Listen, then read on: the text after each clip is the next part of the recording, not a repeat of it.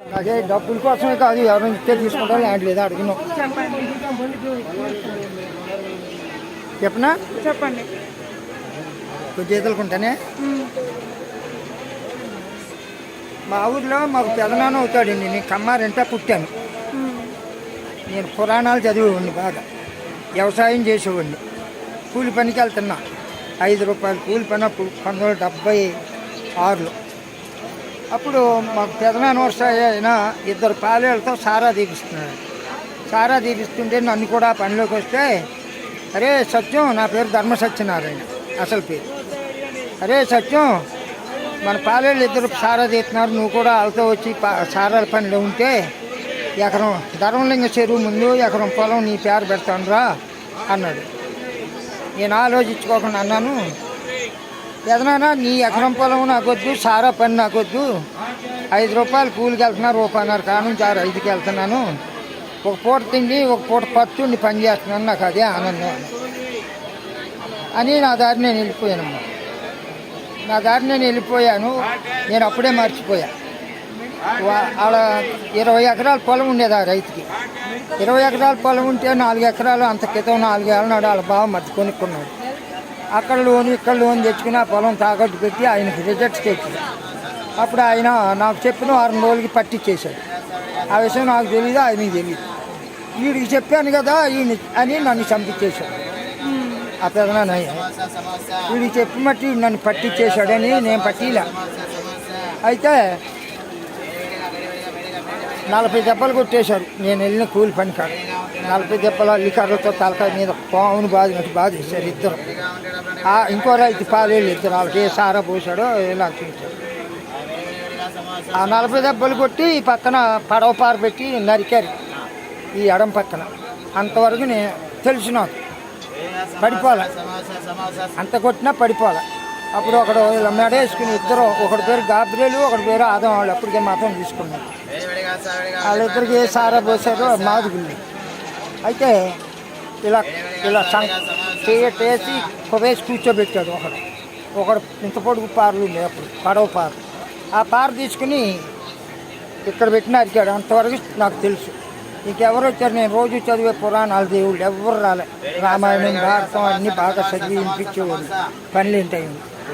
అయితే ఇక పెద్ద సిలువను ఆజానుభావుడు ఊదారంగు బట్టలు, ఇది ఇంతకన్నా ఇంకొంచెం లేత ఆ రంగు బట్టలు కట్టుకుని ప్రభువారు వచ్చేసారు. ప్రభువారు వచ్చేసి నాకు కనపడుతున్నారు. అప్పుడు మొన్న పోయిన ఆషాఢ మాసం, అప్పుడు కూడా 1976లో ఆషాఢ మాసంలో పౌర్ణమి ముందు జరిగింది. 5 కంటే కొద్ది చీకటి ఉంటుంది.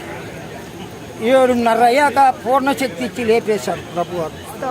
కనపడుతూనే ఉన్నారు నాకు ఈ 2 గంటలన్నర. లేచా చూస్తుంది కదా, 1/2 ఎకరం మళ్ళీ 29 ఎకరాల పొలం నేను వెళ్ళే రైతుకి బోర్ నీళ్ళు పెట్టి కొద్ది శినుకులు పడుతున్నాయి, నాట్లు వేయాలి. అయితే ఈ రైలు పెడితే ఒక పెట్టి పొడిగిన ఉంటుంది అడ్డంగా, ఆ మడి 2 పెట్టెలు పొడిగిన బారుగా ఉంటుంది. అడ్డంగా దున్నుకి వెళ్ళాలి. అడ్డంగా నాగల కట్టిన కాడ నుంచోబెట్టి పని చేశారు కదా.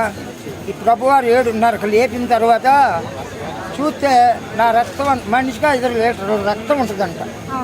రక్తం అంతా మరి ఇంత పెద్ద గాయాలు కదా, ఎవరు కట్టారు?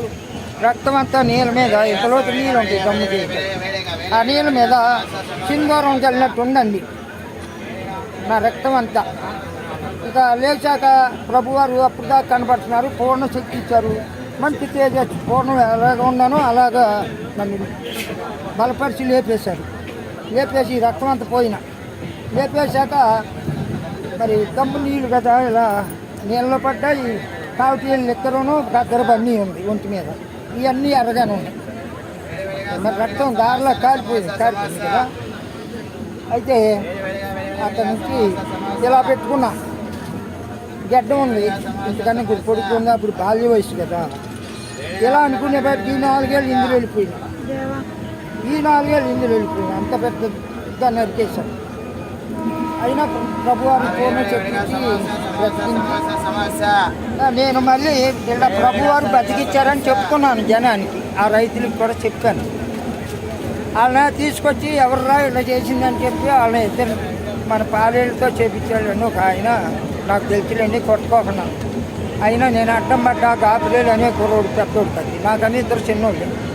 అతన్ని చీలమండ మీద కొట్టారు ఆ రైతు. నేను పనికి వెళ్ళాక అటు రైతు చచ్చినోని కూడా కొట్టనీ లేదు, ఇతన్ని కూడా కొట్టనీలే. నేనే అడ్డం పడ్డా. కేసు పెడదామన్నారు. కేసు వద్దు ఏమొద్దంటే అలా న్యాయం చేపించాడు, ఏదో అయిపోయింది, ఏం అక్కర్లేదు. అయితే ఈ నన్ను చంపించాడు చూడండి, వాళ్ళ బావమరిది మునసులు గారు అన్నదమ్ముల్లో వాళ్ళ తోడబుట్టుని చేసుకున్నాడు ఈయన, ఈ చంపించిన ఆయన. కామర్పకోట అని మాది గుంటిపల్లి బౌద్ధ గృహలు ఉంటాయి అక్కడ అమరావతిలో. ఆ గుంటిపల్లి అయితే కామర్పకోట మాకు మండలం. అప్పటికి మండలాల వల్లే, అప్పటికి ఎన్టీ రామారావు గారు ప్రభుత్వం రాదు. సరే అయితే ఆ కామర్పకోట వెళ్తాక ఏదో పని మీద వెళ్తాకి ఒక చిన్న బావ మరిది బండి కడితే ఆ బండి ఎక్కాడు. ఎక్కి కూర్చుంటే ఊళ్ళో ఎక్కడైతే ఆ లేపాడు, ఆ పాలేళ్ళని లేపి ఈ రోజుతో అయిపోతారు అన్నట్టు పొద్దున్నే అనుకుంటే ఎదురయ్యాడు నాకు చీకటితో. అక్కడికి వెళ్ళాక ఈ సీన్ జరిగింది కదా. ఎక్కడైతే నాకు ఎదుర్కొంటూ వచ్చాడో అక్కడ కాలువ ఉంది, చెరువు కాలువ. ఒక చెరువులో నుంచి ఒక చెరువులో కొమ్ము, ఆ చింత చెట్టు ఉంటుంది అక్కడ పోల్తా పడి ఆ కాళ్ళలో నీళ్ళు లేనప్పుడు ఆ కాళ్ళలో పడిపోయి పెద్ద వాహన కురవలేదు. ఆ కాళ్ళలో పడిపోయి చీలమంది ఇరిగిపోయింది ఈ చంపించిన ఆయన. దాంతో 6 నెలలు నమిసి 3 నెలలకి ఈ పని జరిగింది.